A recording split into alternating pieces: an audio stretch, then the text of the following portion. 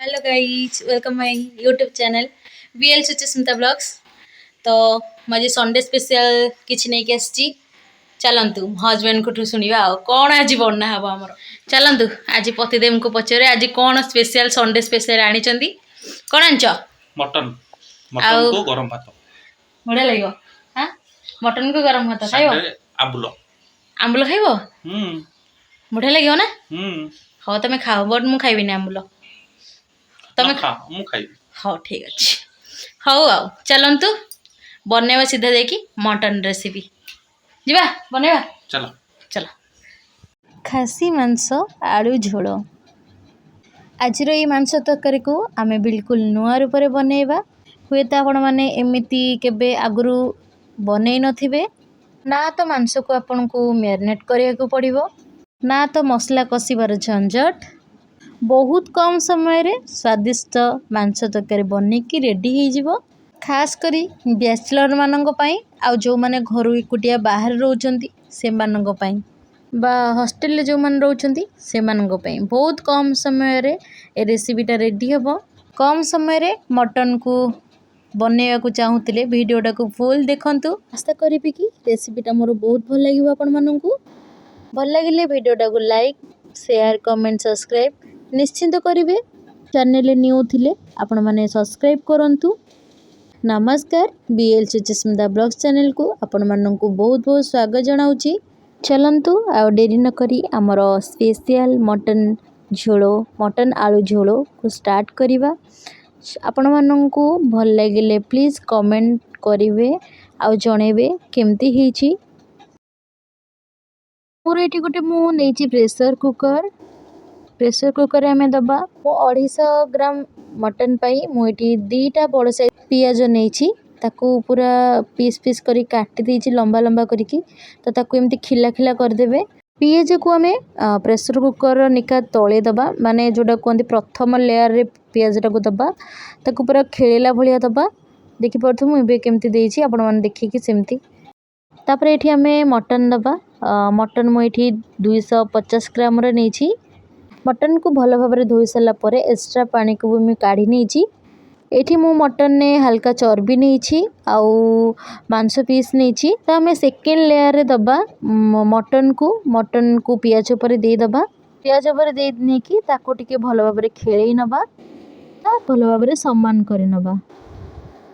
तापर मु एठी देछि दीटा तेजपत्र दीटा सुखिला लंका दुईटा लवंग नहीं गोटे बड़ अलैच नहीं तापर नहीं गुजराती 4टा तापर नहीं 10 रु गोलमरीच तापर मु हाफ चमच लुण देछि हाफ चमच हल्दी गुंड देछि हाफ चमच लंका गुंड नहीं हाफ चमच जीरा गुंड हाफ चमच धनिया पाउडर हाफ चमच गरम मसला हाफ चमच मटन मसला आउ मु किछि अदा रसुन छेची रखी आपण माने चाहे ग्राइंड करके भी नहीं पारे बट मु छेचा रखी 8 रु 9टा मु रसुण नहीं आउ किछि अदा नहीं कंचा लंका गोटे नहीं मु आपण माने चाहे आपण मन राग हिसाब से आपण माने नहीं पारे। तापर आम ये देदेबा किछि सोरिष तेल जेहेतु आपण माने मटन यूज करछन तो सोरिष तेल पकेबे निहाती। तापर आम रखिथिबा काटी रखिथिबा टमाटो को नहीं जीवा मु गोटे बड़ साइज रो टमाटो रखिछि काटिकी तो सीटे को भी दे देली। तरकारी रे हमको जहाँ जहाँ सब मसला दरकार मु सब एठी दे देछि आ किछि भी बाकी नहीं कोन ए पर्यंत आम किछि भी पानी यूज करने। चलंतु आम प्रेशर कुकर को गैस ऊपर बसई नबा। एठी मु प्रेशर ऊपर गैस ऊपर बसई नेछि गैस भी ऑन कर देछि। गैस ऑन करके कुकर लिड को कवर कर देछि। गोटे हुई से आसला पर्यंत आमे गैस रे बसईबा। एठी आपण माने भाबुथिबे मु तो पानी देइनी बिल्कुल भी काले मसला लागे जीव तळु बिल्कुल भी नुहे मसला बिल्कुल भी तळे लागिबोनी आ परफेक्ट भी होबो। तो एठी देखंतु मीडियम फ्लेम रे गोटे हुइसला आसी गला। अबे गैस को हमें बंद करिकी कुकर को टिके ठंडा कर दबा समय रे ठंडा हे जीवो। तापर हम लीड को काढिबा। तो एबे देखंतु हम लीड बाहर कर देछि। तो एबे देखिबे मैजिक गैस भी मु आउ थरे ऑन कर देछि। देखि परथिबे केते पानी बाहरला बिना पानी देकी केते पानी बाहर छी देखि पारुथिबे। ଏଇଠୁ ପାଣି ସବୁ କେଉଁଠୁ ଆସିଲା ଜାଣିଛନ୍ତି? ପିଆଜରୁ ଆଉ ମଟନରୁ ସେଥିରୁ ପାଣି ଛାଡ଼ିଛି। ଏଇଭଳି ଗୋଟେ ହୁଇସିଲ୍ ମିଡ଼ିୟମ୍ ଫ୍ଲେମ୍ରେ ଲଗେଇଥିଲେ ମାନଙ୍କର ପିଆଜ ଆଉ ସବୁ ମସଲା ସିଝିଯିବ। ଆପଣମାନଙ୍କୁ ବହୁତ ସମୟ ଧରିକି ମସଲାକୁ କଷିବା ଦରକାର ନାହିଁ। ପ୍ରଥମ ଷ୍ଟେଜ୍ରେ ଆମେ ପିଆଜ ସବୁ ମସଲାକୁ ଦେଇକି ଗୋଟେ ସିଟିରେ ସିଝେଇଲେ। ଏବେ ସେକେଣ୍ଡ ଷ୍ଟେପ୍କୁ ଯିବା।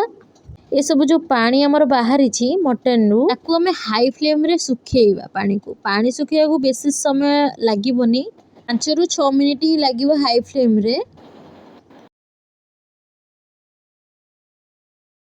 5-6 ମିନିଟ୍ ପରେ ଦେଖନ୍ତୁ ପାଣି ଆମର ଶୁଖିଯାଇଛି।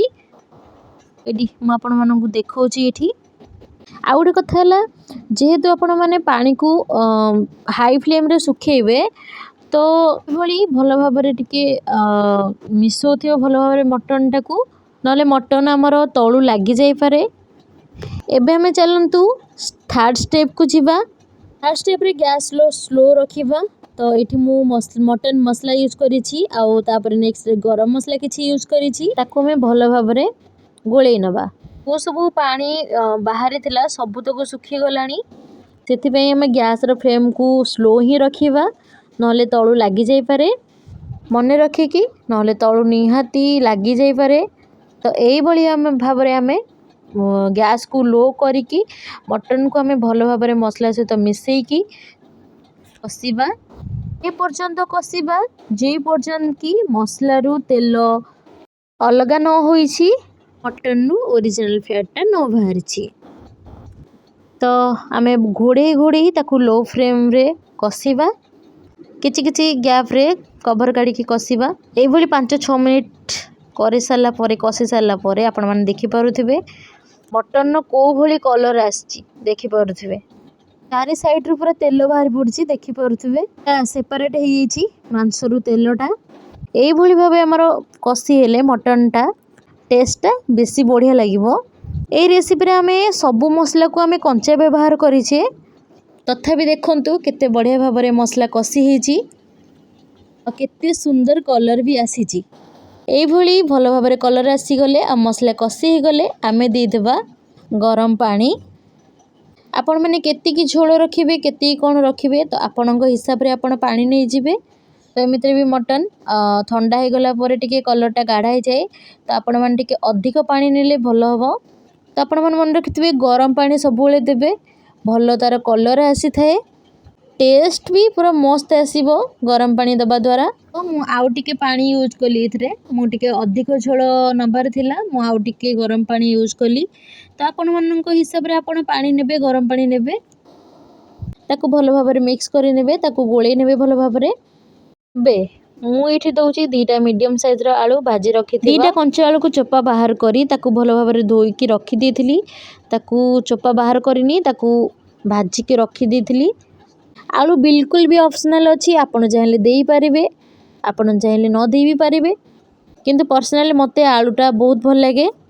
ତାପରେ ଆମେ ୟାକୁ କଭର୍ କରିନେବା। ତ ପ୍ରଥମରୁ ଆମେ ସିଝେଇ ସାରିଛେ 50-ରୁ 60% ମଟନ୍ ସିଝି ସାରିଛି। ଆଉ ଯେଉଁ 40% ବାକି ଅଛି ତାକୁ ଆମେ ଏଇଠି ହୁଇସିଲ୍ ଲଗାଇବା। ମୁଁ ଏଇଠି ମିଡ଼ିୟମ୍ ଫ୍ଲେମ୍ରେ 2ଟା ହୁଇସିଲ୍ ଆଣିବାକୁ ଯାଉଛି।